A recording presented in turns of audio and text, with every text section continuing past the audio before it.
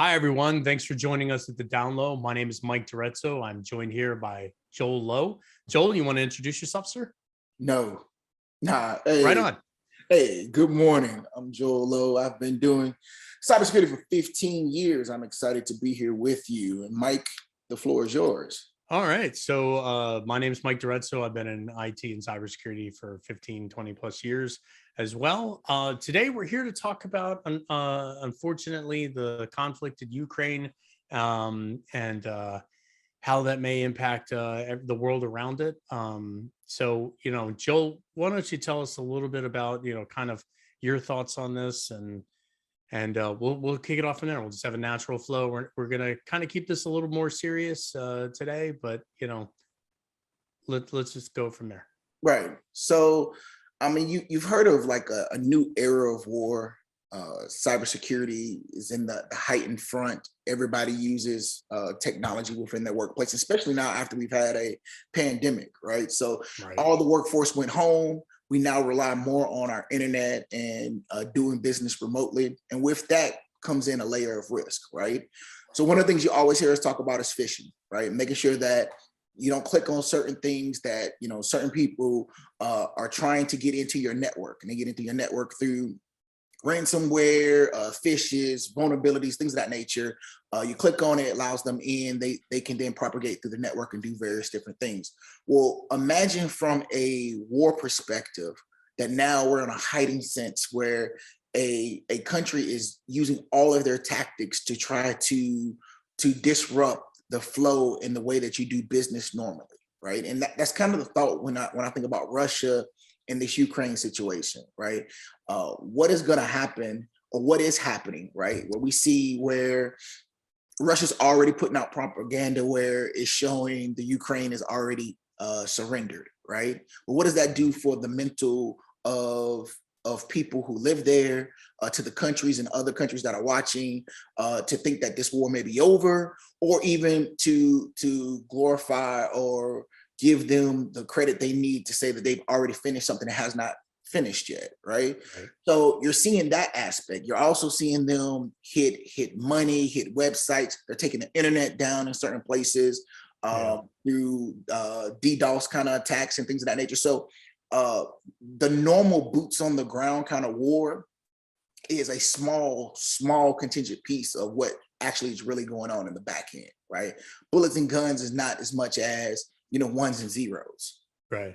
What do Well, you? and shout out to Elon Musk for sending over his Starlink, his satellite internet service. Hey man, that's really awesome. That'll help out a lot of people, and certainly with communication and getting people to the right places. But Right. yeah, and propaganda, warfare is not something new. It's been going around for years and years, and they used to drop leaflets from airplanes, right? And which is one of the reasons why people didn't think in Japan, Nagasaki, and Hiroshima thought that the bomb was real, because it's something they'd seen before. And like, oh yeah, there's more propaganda, and then the bomb got dropped. Right. So and then there was Not Petra, which came out a few years ago, where Russia used it to attack the infrastructure in Ukraine, and well, collateral damage occurred, and it spilled out over onto the other countries surrounding it, and here in the U.S., and then it went all the way back to Russia, Right. and impacted some of the things in Russia. So, these are, and I said it before, these are interesting times that we have different ways of fighting war and different impacts and everything else, and people that we're not even involved in this as a nation yet, and we'll probably feel effects from it. And you talked about I think before when we were talking, what's going to happen after the fact, and the oil and toilet paper. You want to dive a little bit into that? Right. So the misdirection won't just stop between Russia and Ukraine, right? So I feel like eventually we're going to have this whole, like, gas is going to go up because Russia does so much percentage of gas for the world, right? So with that being said, we'll have this rush to go to the store or to the gas station to fill up, right? And then with us filling up, truck tankers are not filling up the reserves quick enough. So now we have a shortage, right? Just like we did with toilet paper, which still to this day, I don't understand why we had such a huge thing with toilet paper, right? I don't know what that was about, right? So if that happens, it's a domino effect, right? Now I don't have gas, even though we're not leaving the house like that as much because people are still working from home. There's a small contingent that are going back, right? And we're at the tail end of a pandemic, right? Like we still haven't waved the white flag yet to say it's over. So we're still currently going through a pandemic wherever we are within the gauntlet of this pandemic. So just being mindful of when you read certain things, or even the fact of when emails come in saying, hey, we need to help Ukraine, right? Oh, we see a lot of that. Hey, send money to Ukraine, right? Anytime that some kind of conflict goes on, there's somebody that's like, you know what, I can make money off of this, right? And even if it's wrong, they're like, hey, how about we send some money over to Ukraine because they need us, right? And you're looking at the news and you're like, you know what, I do want to send some money over, right? And it never makes it to them. Right. So be mindful of, you want to help, but there's organizations out there that have been set up for years and have a great reputation of helping people out, like the Red Cross, which we talked about in the green room. Just be mindful of what you use and where you go, because everybody's trying to get something from you at this moment. Right. Oh yeah. That scamming people out of money is an age old thing. It just changes. So, there are companies and organizations like United Way. That was the one I was trying to think of earlier. Red Cross. Red Cross is a great organization. They've been around for hundreds of years. In theory, they've been around. They've been different organizations, but Red Cross has been around for a while. These are legitimate organizations. They have the infrastructure in place already. They have the ways to get to the people that need help the most. Unfortunately, they're not going to be able to get to people in conflict. So armies and armed forces will have to be the front for supporting the civilians that are trapped and everything else. But if you're looking for a place to help, start with the larger organizations. To your point, Joel, not all the money goes to helping people, but it does support the infrastructure that goes there. So it does pay jobs. It does pay for gasoline for jets to fly stuff over there. That's what doesn't get counted into that. That your dollar. So, you'll see every once in a while, you'll see reports on organizations that says your dollar, 90 cents of your dollar goes to help someone. Well, that's here in the US.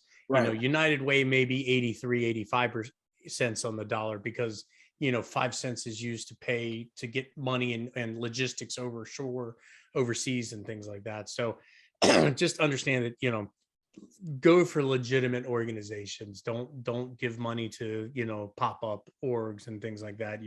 US for Ukraine and things like that. It's just people take advantage of horrible times as much as they take advantage of good times. So correct. And then one of the things that I think people and this was with the pandemic was staying too connected to the news. The news is important. I'm not going to take away from that. It is important. Certainly, I'm in my little bubble here in my office. I don't see or hear the news as frequently as I should. But if you are constantly connected to the news, you are mainlining bad information, or not just bad information, but you are mainlining information directly into your head that will have an impact on you negatively. And it's important that you hear things. It's important that you know things are going on overseas and impacting other people outside of you and your family and your loved ones in your area. I forget who's the originator of the quote, but when they came for the socialist, I wasn't a socialist, so I said nothing. When they came for the union workers, I wasn't a union worker, so I said nothing. When they came for the Jews, I wasn't Jewish, so I didn't stand up and say anything. And then when they came for me, there was no one to stand up for me.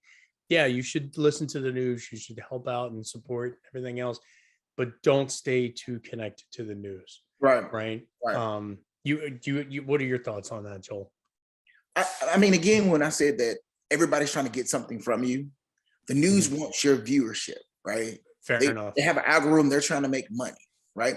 That's why all you see is this war conflict. And I told you in the green room, I was like, what are we missing, right? So Russia and Ukraine is one small part of the world. What else is going on?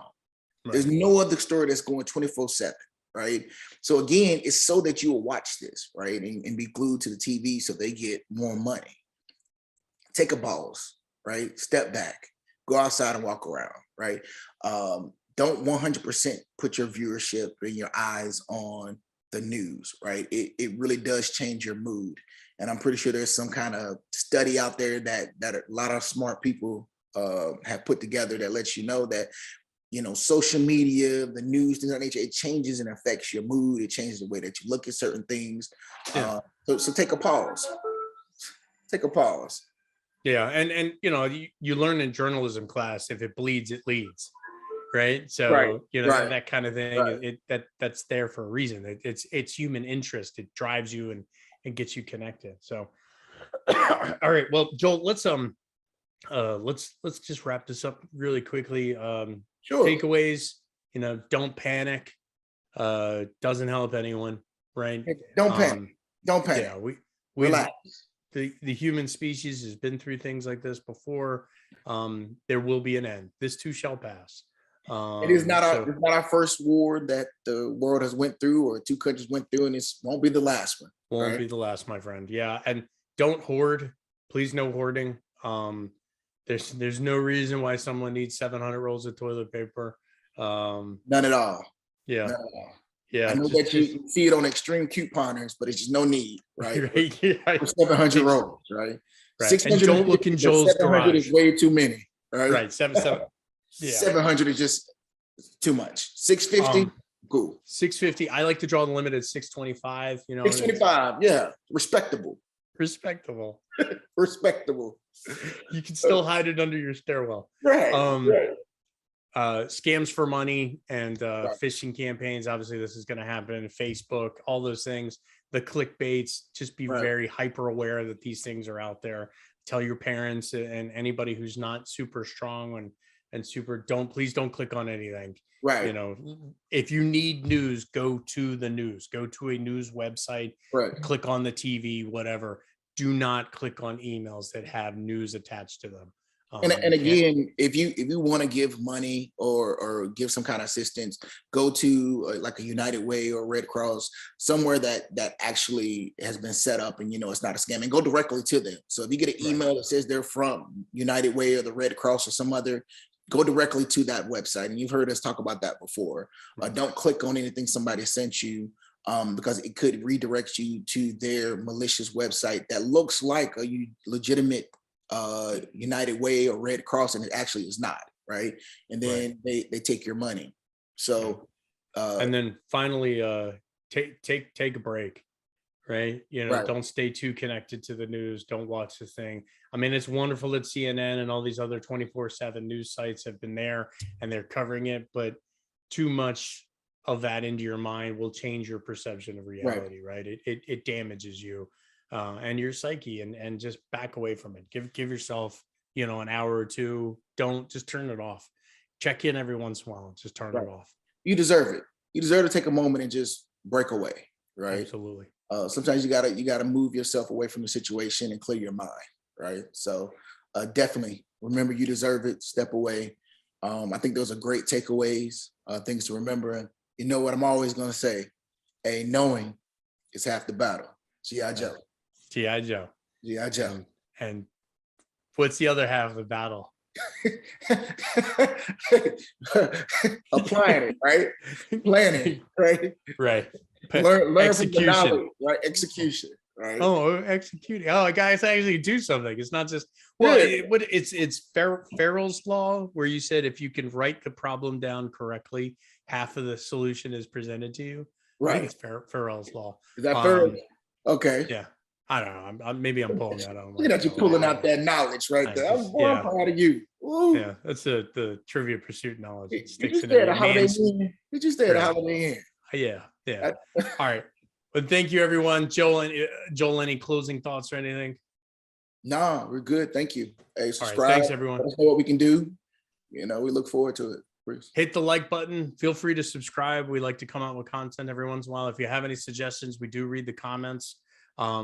We definitely want to get better and just spread the word and help people out. But we love you all and have a great week. Yep.